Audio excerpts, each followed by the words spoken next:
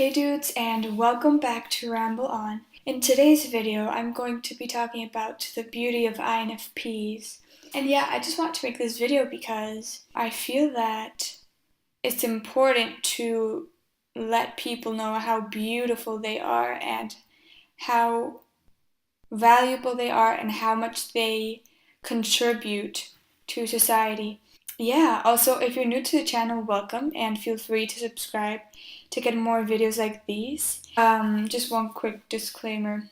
What I'm going to be talking about are all tendencies, which means that, not all INFPs have these traits, and which also means that personality types that are not INFPs can also have these traits.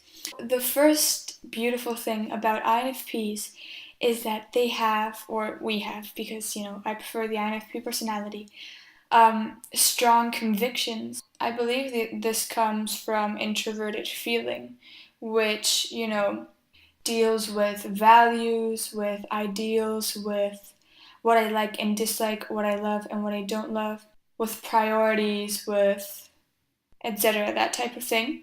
Since it's our dominant function, it's how we operate, naturally and most comfortably most of the time. It's like the framework within which we view the world. Otherwise, our life would lack meaning, or direction, or taste.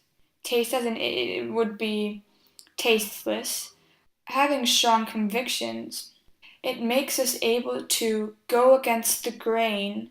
So even if the whole world is against us, like this dude over here that doesn't have his arm up, even if the whole world, for example, in this picture, is doing the Nazi salute thing, if it goes against our values or whatever, we won't do it. And I find that extremely, extremely admirable.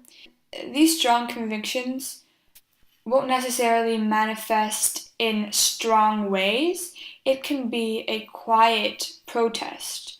And it can also be a loud manifestation. I mean, it can have lots of manifestations. And I find that this loyalty to our convictions, it gives us advantage in lots of areas and actually gives us the courage to not give up where others would give up. And it gives us the courage to ignite change. And it gives us the courage to stand by what is true. It gives us the courage to, sort of purify society or purify, or at least try to purify the world when it's going corrupt. And I find that incredibly, beautiful, and not only beautiful, but necessary, because if there were no people that had strong convictions, then we would all be sheep following one person that's taking advantage of us.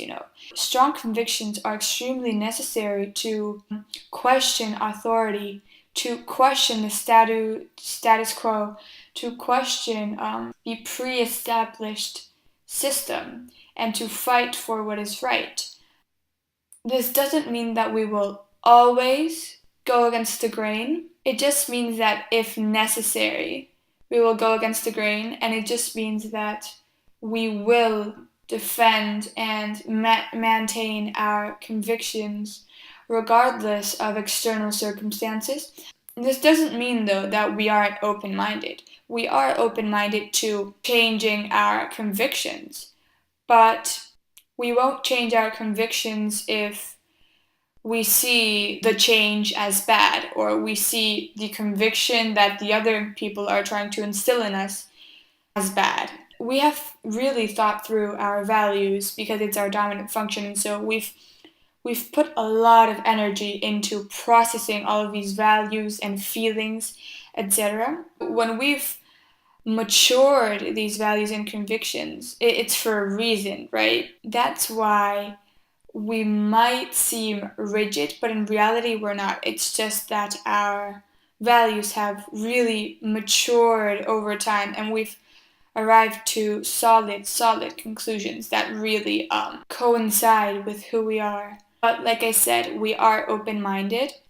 The next strength of INFPs is that we are abstract thinkers, naturally, so we perceive the world in an abstract way.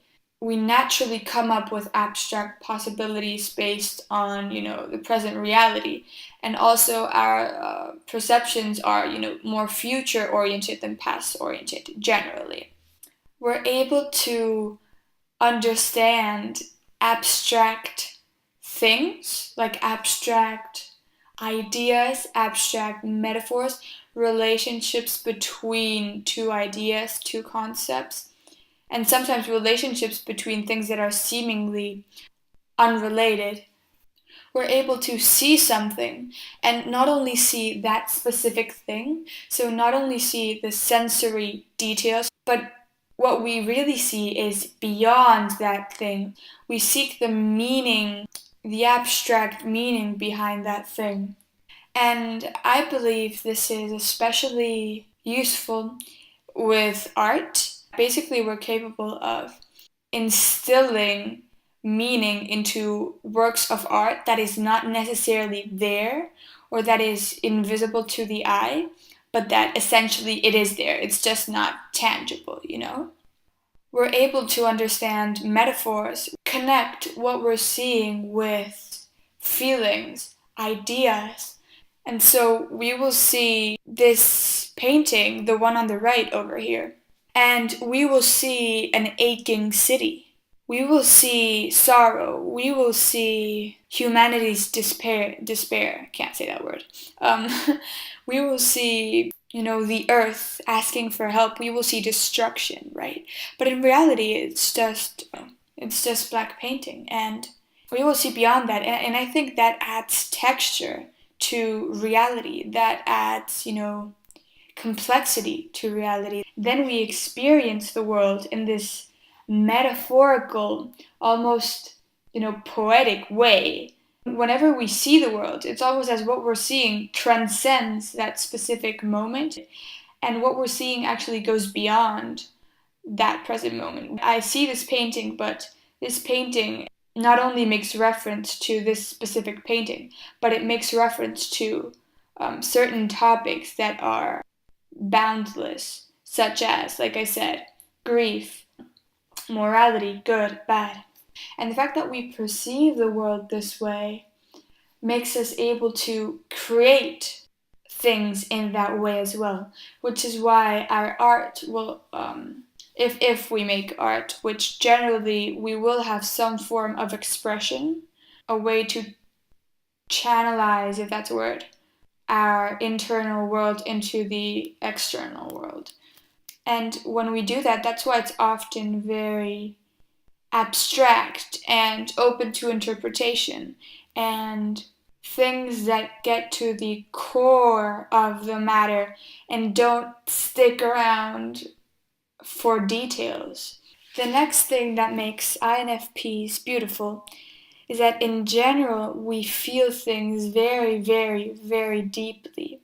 Not only deeply, actually, but also with many, many nuances. We won't just feel happy or sad.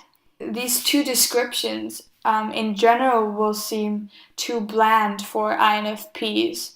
They need to explore that happiness. What type of happiness is it? The length of the happiness, the texture of the happiness. Feeling things deeply is a double-edged sword, so obviously it comes with a negative side too. But if we're able to control our negative emotions and not let them override our positive emotions, I think that feeling things deeply is an incredible blessing because it brings us closer to life. If life impacts us on such a deep level and has such consequences within ourselves, it's almost as if life itself is within ourselves. And vice versa, right?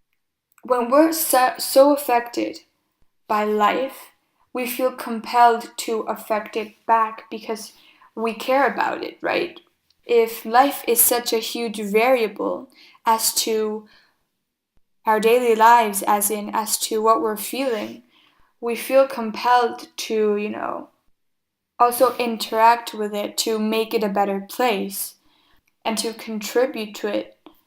And so I have a friend, an INFJ friend, who is depressed, and she's a highly, highly sensitive person, more than me, I believe. And she actually has told me that when she's in a depressive state, she feels absolutely dead, and it's almost as if she doesn't care if she dies or not, because if she doesn't feel anything, then it's as if she were a vegetable. It's as if she weren't really alive, you know? Feelings bring us to life. Feelings make us vibrate. Feelings make us act. Feelings make us pursue certain goals. Feelings make us want to be alive, essentially. And the fact that we feel things with such nuances, it makes life much more rich, you know, because let's say I'm with another person that doesn't feel nearly as deeply as I would, for example. We both can watch the same scene, but I will be greatly impacted by it. I will be greatly transformed. It will nurture my ideals. It will nurture my values. It will nurture my ideas. It will, you know, transform me. Whereas the other person, if it doesn't impact them as much, they will watch it, they will, okay, take it into consideration, but it won't really make them progress. It won't really make them a better person, even though it's true that it can impact them on an intellectual level, and that can be, you know, equally as great. And also, imagine that this person and I watched another clip, right? What I felt with the first clip was grief. And then what I feel with the second clip is sorrow. Sorrow. Is sorrow. And so these are two very different feelings that actually can be confused with one another. Because I feel with nuances and I see the difference between these two feelings, they will impact me in different ways and transform me in different ways. Whereas if you feel with not many nuances, if you feel in a very black and white way, these two different clips, you will feel the same emotion. And so it won't transform you in a different way.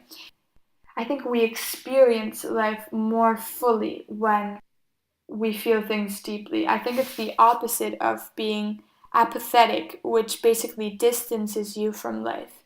It basically draws a line between what you are and what life is. And so it makes the beauty of life more dull. It makes life more dull, essentially, if you're apathetic.